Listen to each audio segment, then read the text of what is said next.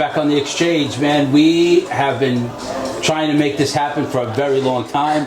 Reaching out to Peter, once a month maybe? Yeah. Pete, that's our guy, Pete, too. And he had us wait. He's like, he's coming. Our biggest fear was you were going to leave the MLS before this trip.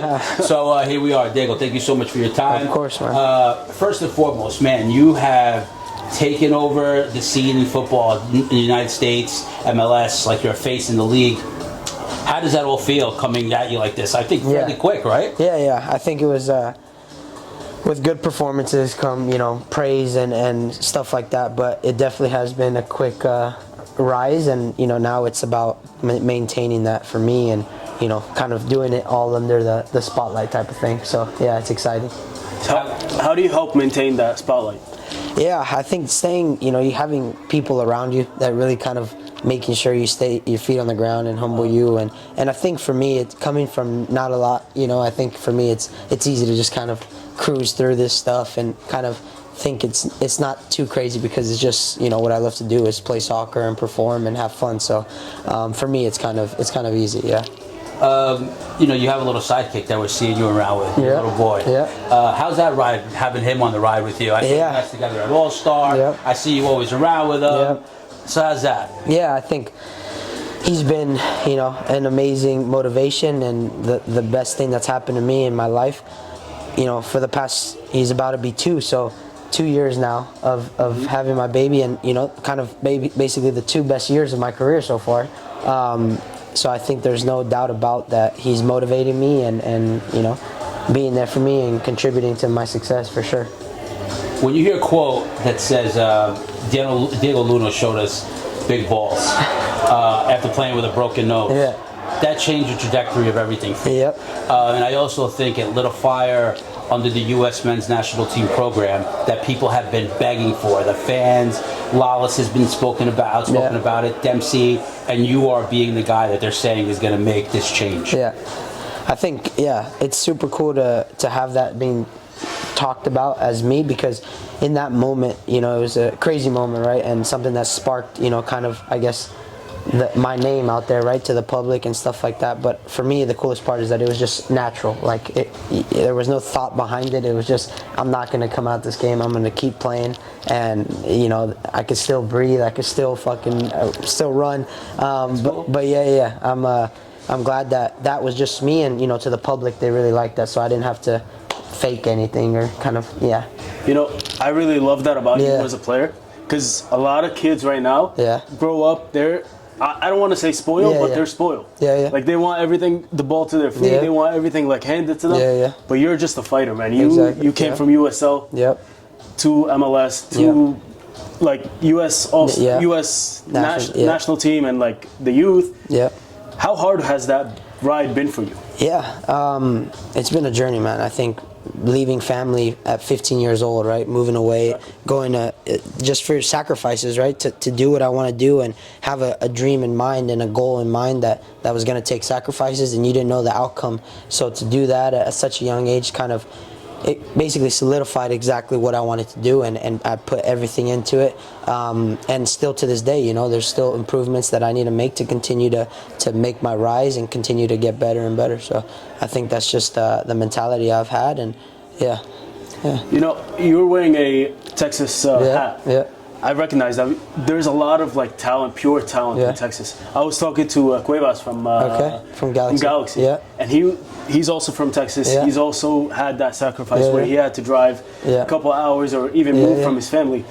Do you think that helped you a lot in your progression? Yeah, definitely. I think it helps you mature outside of soccer, and then mentally you just kind of build another aspect to your game, and allows you to stay calm and kind of go through ups and downs, rather than kind of being new to the stress or to the pressure and to all these things. So I think it's definitely something that has helped me for sure. And the play, we talk a lot about the pay to play here in the US.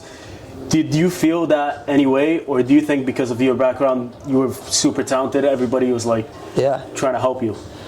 I think for me, I'd say I'm blessed that I got scholarships, or whether that's scholarships at the Barca Academy, whether that's scholarships in academy teams and stuff, not having to pay and stuff. I think I was blessed in that situation, but I think it definitely is, an issue that the pay to play and how much it costs kids to be able to come out and play soccer, and especially now seeing it from the outside.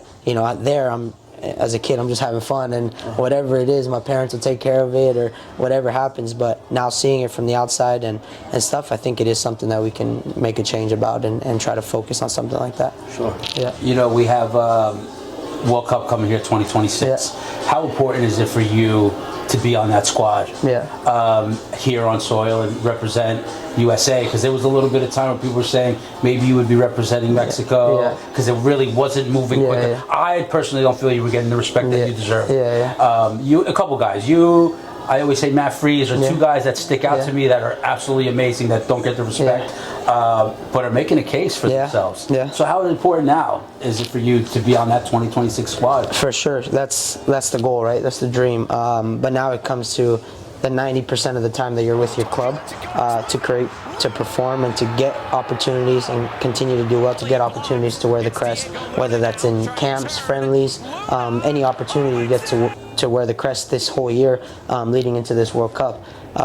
So I think the importance is at your club, and then getting those chances to be able to represent in those couple of camps leading into the World Cup. So we always ask people who played for USA the title Captain America. Yeah. People say Landon Donovan. Yeah. People say Christian Pulisic. Mm-hmm. I like to say Clint Dempsey. Yeah.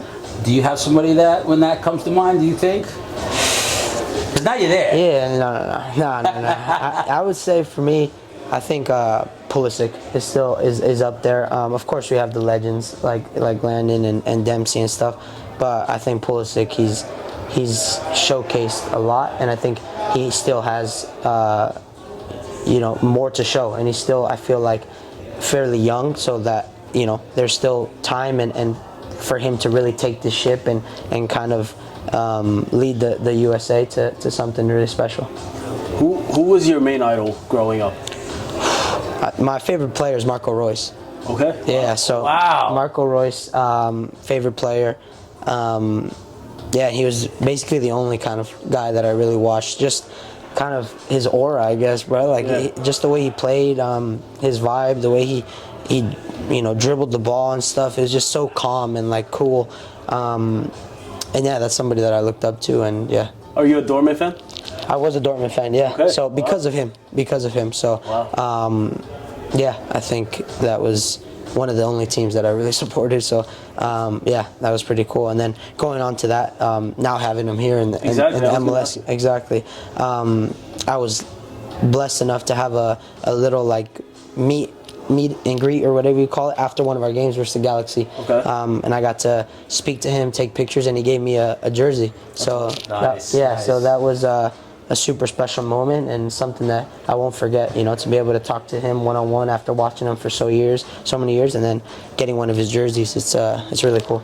So we're obviously, now that we're on it, we're called the Exchange FC. Okay. So we love talking about the exchange of shirts in between players. You just told us of one. Yeah. But there's been times where players have told us I went to somebody and I already gave it to somebody. Yeah. Or a situation like that. Do you have any exchanges that stick in your mind other than the one you just mentioned? Yeah, I'd say the Royce one is probably the coolest. But there might have been one or two where I just don't know who the other players are on the other team. Okay. And they're asking for my jersey, and it's in the middle of the game, so it's we're kind of focusing on the game when they're asking for my jersey, and but that's just a little weird, and I'd say you don't get to it, you kind of focus on the game, but they're asking for it, and then after the game you go to the lockers and stuff, and there's a couple times where I've seen the other guy's jersey in my locker, so I'm thinking my equipment guy definitely gave mine away. So, but I'm not sure who has my jersey now, but and then it's pretty much it. I haven't done really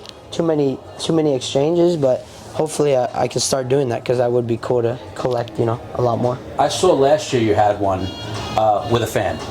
And I love it, dude. I tell people all the time. That is true. And I hear, because we were collectors. Yeah. Dude, I hear so many great things from you about collectors. I heard a story of one time you getting off the bus and greeting a family that was there. I saw it in Miami. You trekked all the way down. You saw a kid and you gave him his shirt. How important is it for you to keep in touch with that and keep in touch with the fans and keep that side of things? It's huge, man. I think for me, because for me, it's like I was that person, you know, asking for jerseys. I was the person that looked up to these players, and for me, it's so cool, and it's a privilege to be able to now be in that spot where you can just hand out your jersey and make somebody's year just by giving them your jersey that you played in, that you worked hard to be at and be in a position. And then it just makes, you know, a fan for life, basically, a friend, somebody that now is closer than just a fan from the outside. It's I think it's super cool to create that, and even when fans come for pictures or signing things, I think it's awesome. I think it's a dream, and it's something that you dream about as a kid growing up, to have, you know, people like that come up to you and yeah. Nice. You know, we know you got to wrap up. So I will say this. Best advice you would give yourself? Granted, you're still very young. What's the best advice you would give yourself starting this journey and where you've been now? And there's still so much more. We don't know it.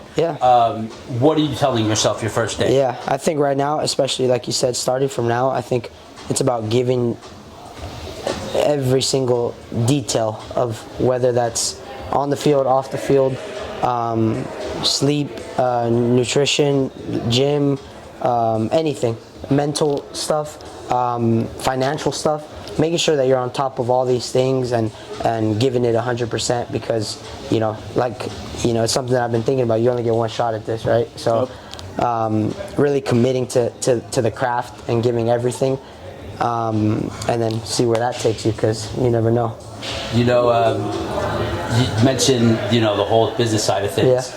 You know, Peter hooked us up with this. Thank God. Shout out to Supra. He told us how you guys had that all happen during COVID. Which is wild. And like how you gained trust for him and Supra during COVID, when people couldn't meet in person. You could only talk on Zoom. You could only talk on the phone. Talk a little bit about that.